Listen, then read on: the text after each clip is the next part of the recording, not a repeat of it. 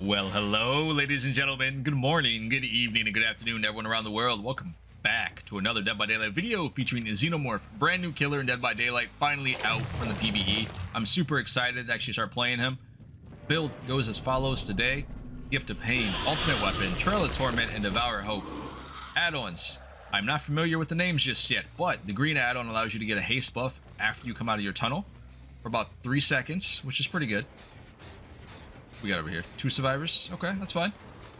And then the purple add-on allows you to become undetectable if a turret forces you out of your power, i.e. I am currently in my power now. Once a turret forces me out of this, you become undetectable for 20 seconds, which is pretty nice. That was a good snipe. Now, I've already come up with some challenges when it comes to this build.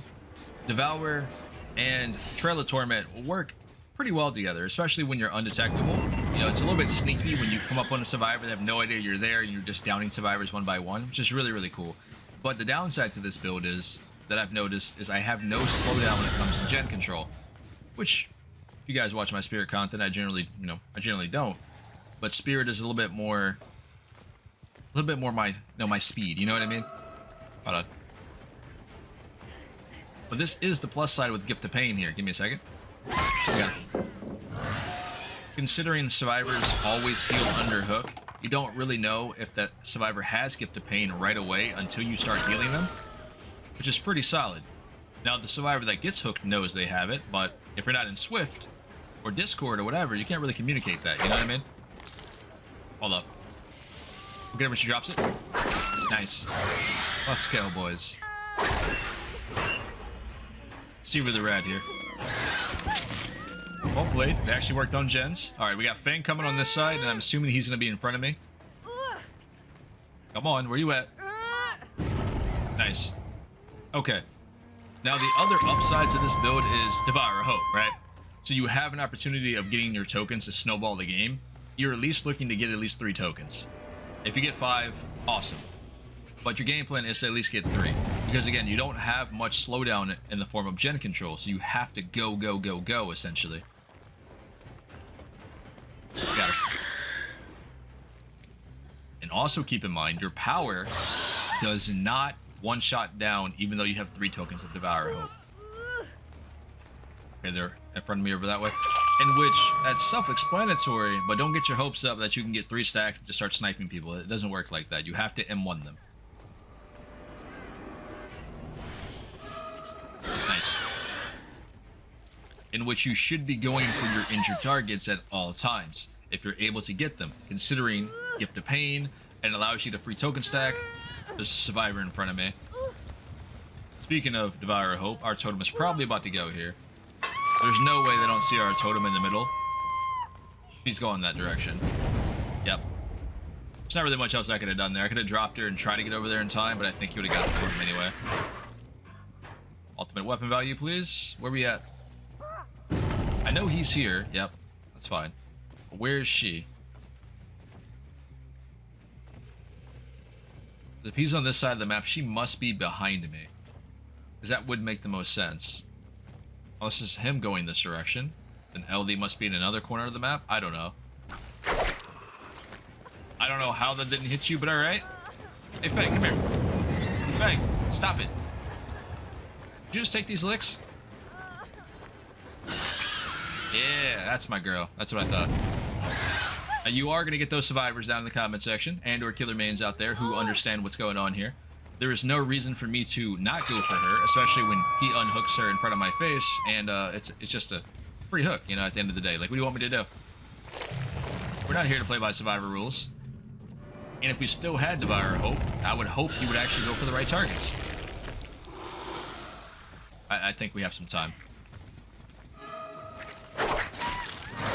Take that. We might have some time to get this gen over here.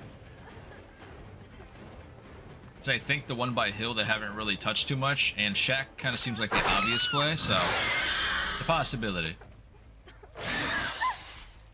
Let's walk towards this hook over here. Yep, cool. They just started it. We should be pretty good. Get this undetectable real fast.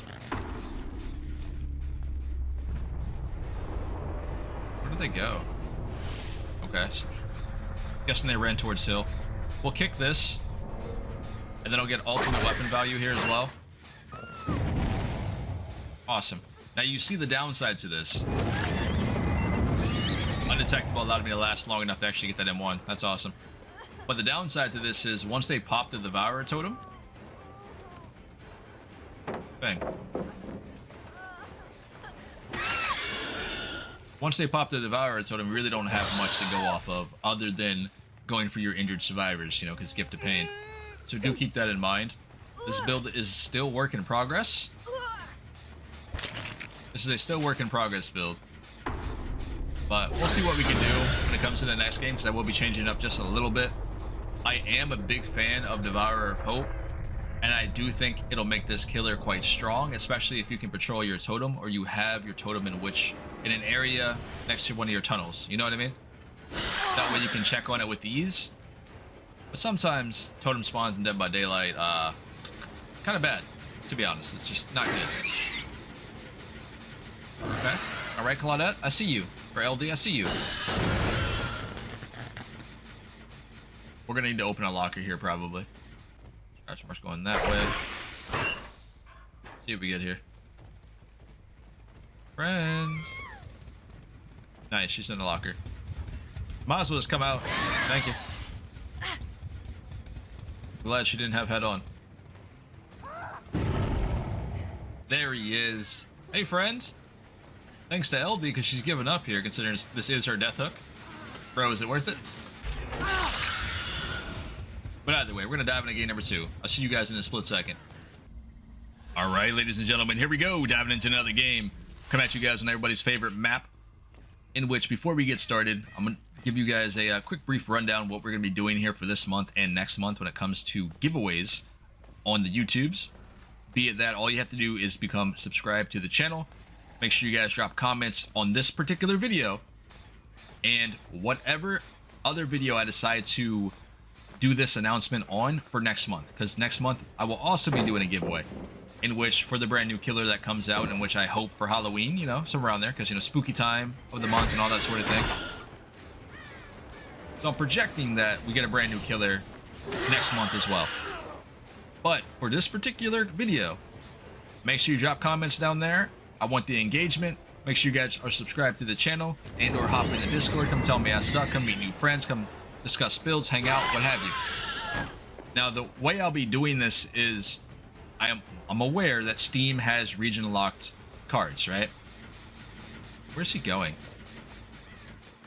Girl, I'm gonna get that M1 whether you like it or not. Like, it's gonna happen. Okay, all right. I would never have thought a pallet would stop Alien, but okay. We'll kick the gen real quick. Hold on. Ooh. Thanks for the quick volt. I appreciate it. Cool. In any case, what we'll do is, as long as you guys send me a request on Steam as a friend, per se, then that way, if you do get selected and or you do win, you know what I mean? Then I can just go ahead and gift you whatever killer you want for Dead by Daylight. If that makes sense. If you don't want Xenomorph.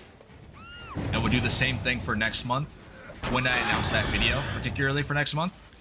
But either way, let's dive into this build. We'll do a quick little breakdown and we'll have a good time. Now, I've been experimenting with this killer with Devourer of Hope for a while on the PBE, now, all that sort of thing. I love Devourer of Hope, and you guys should already know this by now. I play a lot of Spirit, man. It happens. But with this killer particularly, you have a super easy time to protect your totems, especially if your totem is next to one of your tunnels. It's so easy to go from point A to point B, just like that, and see what survivors are where. But particularly for this build here, we have Monster's Shrine, Face the Darkness, Hysteria, and Devourer Hope. And their healing under hook this is exactly what you want to see. Our add-ons today, the yellow one, allows you to blind all survivors within 16-meter range if you destroy a turret. No shot. Cool. And the brown add-on actually allows you to destroy turrets if they force you out of your power, which is pretty cool. Take this M1. Thank you. Now keep in mind that every other survivor who is currently injured also suffers from oblivious status with Hysteria.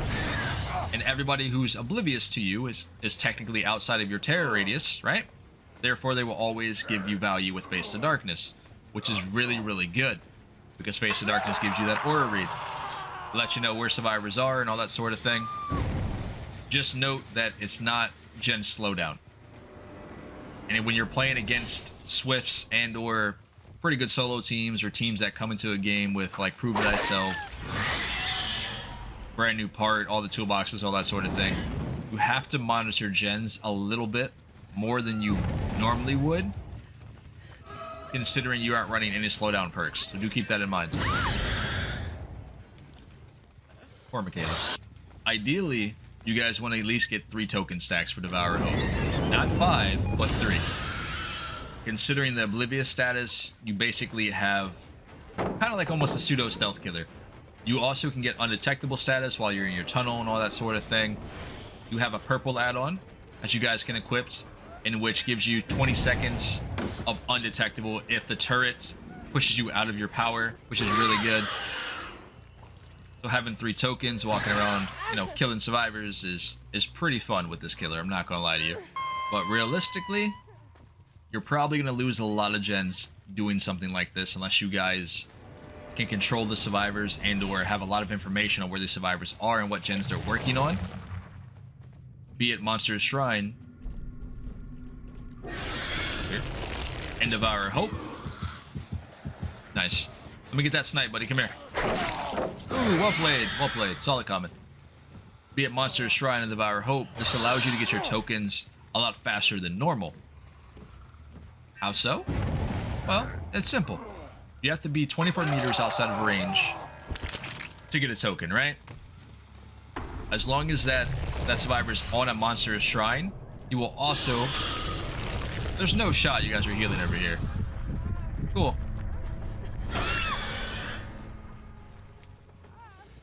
Be it Monster's Shrine, they will progress 20% faster while they're on that hook. Man, I don't know what to tell you, man. This build just working like a charm here today, apparently. But technically, if you guys are losing gens very, very quickly, with this build setup, I would highly advise you to run a different perk than Monster's Shrine. You could also take out Hysteria if you choose to, which is not bad. But you could keep Monster's Shrine and Devour Hope and take out Hysteria if you want, and then put in a gen slowdown perk such as like Jolt or Pain Res, Eruption, you know, the usual. Because you will probably run into survivors, be it a Swift and or solo queue, who are just spamming toolboxes and brand new parts, alright? So keep that in mind. That's just how Dead by Daylight works, unfortunately.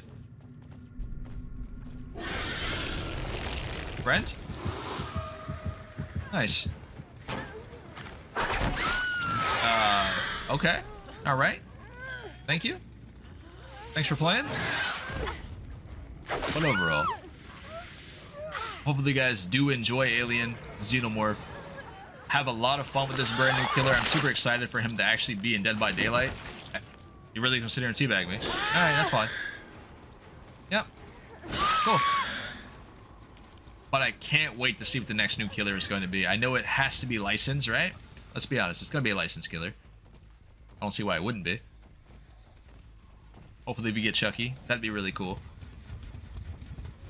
Or Candyman or something like that. That'd be amazing. Or It. I'd be cool with that. But we could do this all day. Either way, this has been Pawsegames. Remember to smash that like button. Make sure you subscribe for future content when it comes to Dead by Daylight and all things Spirit. The next video that we do pop up here will be a different killer than normal. We will probably be playing a little bit of Doctor in the next video. And then we'll hop back into Spirit.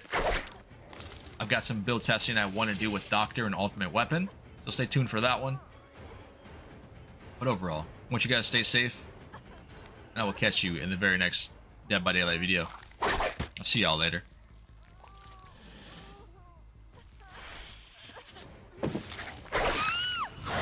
I don't know what made you think that was a good idea. Like, please, let me know what you were thinking. Goodness. Anyway, enjoy y'all day. I'll see y'all next time.